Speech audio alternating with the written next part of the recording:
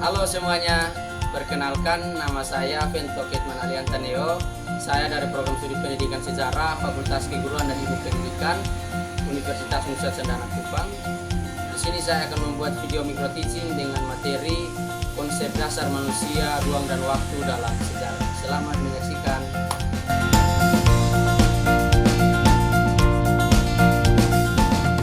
Halo, selamat siang semua. Siang.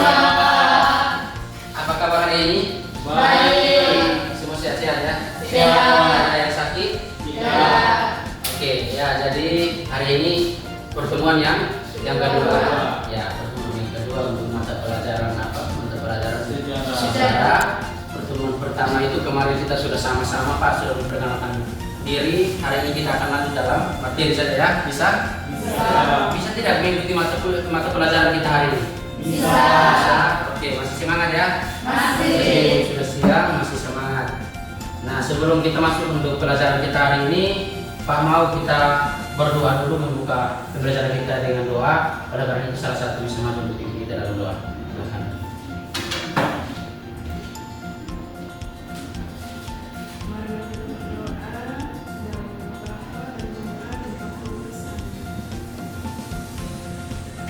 Oke baik, terima kasih untuk teman adik Shirley yang sudah memimpin kita dalam doa untuk siang ini.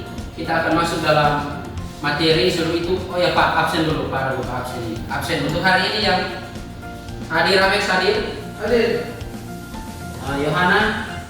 Alba? Hadir, oke. Shirley? Ati? Semua hadir ya? Hadir, Pak. Oke, bagus. Untuk hari ini kita akan masuk dalam materi kita hari ini, yaitu judulnya itu tentang apa? Ada di papan? Konsep manusia, ruang dan waktu dalam sejarah. Ya, Bapak konsep manusia, ruang, dan yang ketiga Waktu. Ya. Ada tiga konsep penting dalam sejarah, yaitu manusia, ruang, dan waktu dalam sejarah. Nah, kenapa harus ada tiga konsep penting dalam sejarah? Kenapa tidak tambahkan konsep hewan kah, konsep tumbuhan kah? Bisa tidak? Rika bisa tidak? Bisa tidak kita tambahkan konsep hewan? Tidak tahu ya. Jadi tiga konsep ini yang sangat penting dalam sejarah. Nah, kita lihat ya. Oh ya, sebelum kita masuk dalam materi kita hari ini, Pak mau sampaikan untuk tujuan pembelajaran kita hari ini. Tujuan pembelajaran kita hari ini yaitu kita belajar tentang konsep manusia, ruang dan waktu dalam sejarah. Yaitu adik-adik harus mampu untuk setelah pembelajaran kita, adik-adik harus mampu untuk menjelaskan tentang apa itu manusia dalam sejarah, apa itu ruang dalam sejarah, dan apa itu waktu dalam sejarah. Bisa tidak? Nah, bisa ya. Harus paham, fokus ke depan itu bisa teman-teman bisa paham dalam materi kita hari ini. Ya, kita langsung masuk ya untuk materi kita hari ini. Kita masuk dalam gambar yang ada di depan. Ini gambar apa? Ada tiga gambar kan? Di tengah-tengahnya ada sejarah. Nah, itu yang kita ketahui bahwa di sini ada gambar manusia, ada gambar apa? Gambar lokasi atau ruang atau tempat. Nah, ini gambar waktu dalam sejarah, gambar jam. Nah, mengapa ada tiga gambar ini dalam sejarah? Kenapa jika kita tidak menggunakan waktu atau ruang dalam sejarah? Ramex, ayo. Mengapa pentingnya kita menggunakan manusia, ruang dan waktu dalam sejarah? Karena sejarah selalu berkaitan dengan manusia sebagai pelaku, waktu sebagai kapan terjadinya suatu peristiwa, dan ruang sebagai tempat. Ya, tepuk tangan dulu untuk kami. Nah, ini merupakan gambaran penting, gambar tiga konsep penting dalam sejarah. Ada tiga gambar yang ada di depan, yaitu yang gambar yang pertama paling atas itu gambar apa? Manusia. Gambar yang di samping warna hitam gambar apa? Tempat. Nah, gambar lokasi, gambar tempat. Nah, gambar yang di samping sini gambar apa? Gambar waktu, gambar jam. Nah, ini merupakan gambar tentang konsep peristiwa sejarah, yaitu manusia sebagai apa? Siapa? Nah, kita kalau menggambarkan sederhana itu siapa pelaku sejarah. Nah, ini tentang di mana peristiwa sejarah terjadi, dan ini kapan peristiwa sejarah itu terjadi. Ya, pindah semua. Kalian tepuk tangan dulu. Jadi kita itu gambaran umum ya tentang materi kita hari ini. Kita langsung masuk di konsep yang pertama, yaitu konsep apa? Manusia. Konsep manusia. Nah, tadi teman-teman adik-adik sudah jelaskan bahwa manusia dalam sejarah itu sebagai apa? Sebagai pelakon dalam sejarah. Nah, di sini manusia dalam sejarah itu dibagi menjadi dua, yaitu manusia sebagai subjek dan manusia sebagai Objek. Manusia sebagai subjek dan manusia sebagai objek. Nah, kalau di sini manusia sebagai subjek itu sebagai apa? Sebagai pelaku, sebagai aktor, dan sebagai pemeran utama dalam sejarah. Yaitu manusia adalah pelaku utama dalam sejarah, mereka yang membuat keputusan, tindakan, dan menciptakan perubahan sosial, politik, ekonomi, dan budaya. Betul? Betul karena dalam manusia itu berperan penting, karena dia sebagai manusia, dia sebagai pelaku dan sebagai pembuat keputusan. Nah, bagaimana dengan manusia sebagai objek? Ada yang bisa jelaskan? Jangan lihat ke depan. Ada yang bisa jelaskan? Tidak? Bisa? Tidak ya? Oke. Nah, manusia sebagai objek, ya Pak kasih contoh sederhana bahwa ketika kita tulis dalam sejarah itu, yang kita tulis itu apa? Kita menceritakan tentang kehidupan manusia. Nah, kita menceritakan tentang kehidupan manusia, sehingga dalam sejarah itu manusia sebagai objek dalam sejarah, sebagai objek penelitian, sebagai objek untuk mengamati, objek untuk kita meneliti bagaimana. Nah, itu yang disebut sebagai manusia sebagai objek dalam sejarah. Ya, oke. Kita lanjut ya. Yang berikut yaitu ruang dalam sejarah. Nah, tadi teman-teman sudah tahu tentang ruang, yaitu ruang itu merupakan tempat peristiwa sejarah itu terjadi ya. Nah, kita lanjut di konsep yang ketiga, yaitu konsep apa? Konsep waktu dalam sejarah. Nah, konsep waktu dalam sejarah tadi teman-teman bilang apa? Waktu itu dia berkaitan dengan kapan peristiwa itu terjadi. Nah, saya minta Indah membacakan apa yang di konsep waktu yang ada pada hari ini. Konsep waktu dalam sejarah adalah landasan utama untuk mengurutkan, menganalisis, dan memahami peristiwa masa lalu dalam konteks. Ya, tepuk tangan untuk kita. Terima kasih ya. Nanti saya lihat yang sudah mengantuk. Riko, mengantuk. Ngantuk? Ya sudah. Berdiri dulu, silakan berdiri dulu. Kalau sudah mengantuk berdiri. Jangan mengantuk. Ada satu game. Bisa tidak? Mau bermain tidak? Mau. Kalau mau harus konsentrasi. Ini game konsentrasi ini.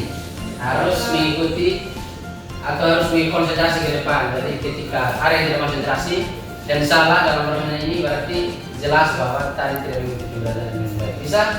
Nah, pertanyaannya begini. Clue-nya yaitu ada yang mengikuti kata-kata dari Pak. Apa yang dikatakan Pak itu yang diikuti, tidak bisa mengikuti gerakan tangan atau gerakan tubuh dari Pak. Bisa? Dengan gerakan yang cepat. Ketika Pak bilang kepala, harus langsung kepala. Pak bilang pundak, Pak bilang telinga. Bisa? Siap. Yang di belakang sudah siap? Siap. Yang depan siap? Oke, kita mulai ya.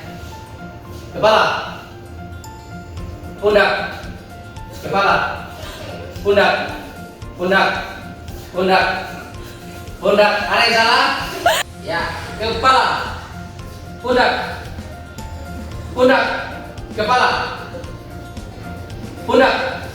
Ada yang salah? Oke. Ya, telinga, kepala.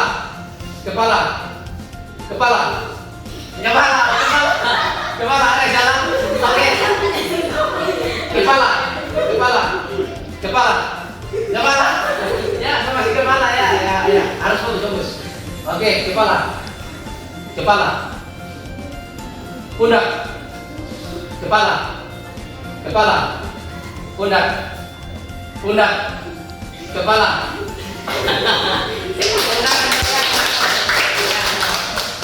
Silakan duduk kembali. Ya, ternyata kalian konsentrasi. Sekali tepuk tangan untuk kalian. Ternyata kalian konsentrasi. Ya, kita lanjut untuk materi kita ya. Harus konsentrasi karena sudah semangat, sudah siang, tapi harus konsentrasi. Bisa? Ya, kita lanjut untuk materi kita, yaitu waktu tentang tadi waktu belum selesai. Waktu yaitu masih menjelaskan tentang waktu itu merupakan kapan peristiwa sejarah itu terjadi. Nah kita lanjut lagi ke dimensi waktu. Dalam sejarah itu ada dimensi waktu ini, yaitu apa? Masa lalu, masa kini, dan masa depan. Nah, ada itu tidak? Di konsep ini kenapa harus ada? Kenapa harus ada masa lalu? Ya kita pelajari terus dari masa lalu itu kita belajar ke masa kini dan masa depan. Ada itu? Oke, Karena peristiwa sejarah selalu berkaitan dengan masa lalu, masa kini maupun masa depan. Oke, tepuk tangan. Ya, kita semangat saja ini sudah semangat karena kita lagi. Nanti minggu depan nggak pakai si game lagi baru semangat. Bisa? Ya. Jadi sejarah itu memiliki hubungan dalam 3 dimensi waktu itu, yaitu ketika terjadi dalam sebuah masa lalu maka membawa dampak atau hubungannya dengan masa sekarang ini dan bisa berdampak untuk masa yang akan datang. Jadi sejarah seperti kita belajar sejarah itu bukan hanya belajar tentang masa lalu manusia purba saja, tidak. Kita belajar tentang manusia purba, kita belajar juga tentang manusia modern sekarang. Betul? Nah, kita ke depan akan belajar di sana. Kita masuk ke 4 konsep penting dalam sejarah, yaitu kronologi, periodisasi, dan kesinambungan serta perubahan. Nah, 4 ini konsep ini juga penting dalam sejarah ya. Tapi karena waktu kita juga sudah habis. Nah, oke, jadi materi kita untuk hari ini itu 3 saja, yaitu konsep manusia, ruang, dan waktu dalam sejarah. Dan saya ada siapkan beberapa latihan untuk adik-adik bisa ikuti. Ya, jadi kalau adik-adik ikuti dengan baik pasti akan menjawab soal-soal ini dengan baik. Soal latihan untuk materi kita hari ini tentang unsur atau konsep ruang, manusia, ruang, dan waktu dalam sejarah. Kalau lagi perhatian ke depan supaya kita bisa mulai. Siap? Siap. Nah, kita mulai ya. Jawab dengan benar. Kalau salah berarti tidak konsentrasi. Mulai. 3, 2, 1. Soal pertama, dalam konteks sejarah manusia disebut sebagai Pelaku sejarah. jawabannya yaitu B ya. Ya betul. Tepuk tangan dulu kalian. Ya. Soal yang kedua, cara berpikir sejarah melihat urutan peristiwa dari awal hingga akhir disebut sebagai ya. Soal yang berikut, ruang dalam sejarah mengacu pada tempat peristiwa sejarah. Soal yang ketiga, proklamasi kemerdekaan Indonesia terjadi pada tanggal salah satu 17 Agustus tahun 1945. Ya, itu merupakan waktu ya. Nah, cara berpikir sejarah dalam melihat sebab akibat disebut ya, kausalitas. Waktu dalam sejarah berkaitan dengan berarti jawabannya yaitu oke, betul. Soekarno-Hatta dan Hatta merupakan contoh unsur dari manusia. Ya, betul. Unsur yang dapat dilihat dari peta itu unsur apa? Kita lihat ya. Ya, betul. Jalan pegangan San Timur nomor 56 Jakarta merupakan unsur ruang. Kita lihat. Ya, betul. Berikut ini yang termasuk hubungan manusia, ruang, dan waktu dalam sejarah. Ayo, B. Jawabannya mana? B. Soekarno, Jakarta, dan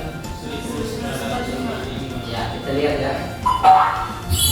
Ya, betul. Sisa satu ya, harus benar ini. Berikut ini yang bukan merupakan unsur utama dalam sejarah, yaitu manusia, ekonomi, dan waktu. Mana yang tidak termasuk? Ekonomi. Ya, tepuk tangan. Tepuk tangan. Keren tidak? Bagus tidak? Bagus. Karena kalian sudah belajar mengikuti pembelajaran dengan baik, makanya kalian bisa menjawab latihan dengan baik. Ya, minggu depan Pak akan gunakan lagi media seperti ini. Saya harap adik-adik bisa hadir semua. Bisa? Bisa. Dari awal sampai akhir. Saya harap minggu depan selanjutnya bisa tingkatkan semangat. Bisa? Bisa. Semangat minggu depan? Bisa. Ya, jadi materi kita untuk hari ini cukup sampai di sini. Minggu depan materi kita yaitu tentang cara berpikir sejarah. Saya harap adik-adik bisa cari atau belajar cari internet tentang cara berpikir sejarah sehingga minggu depan kita bisa belajar bersama-sama. Oke. Saya harap adik-adik jangan ada yang alfa, jangan ada yang izin atau bolos, yang mengikuti sekolah dengan baik, mengikuti pembelajaran di kelas dengan baik. Nah itu yang menentukan masa depan nasib adik-adik bisa. Ya. Jadi kegiatan aktor kita, kesimpulan dari materi kita tadi sudah. Ya, jadi saya minta untuk kita dalam doa untuk mengakhiri pembelajaran kita hari ini. Marilah kita berdoa dengan doa selesai. Oke, terima kasih untuk adik-adik semua dan sampai jumpa di pertemuan selanjutnya. Selamat siang.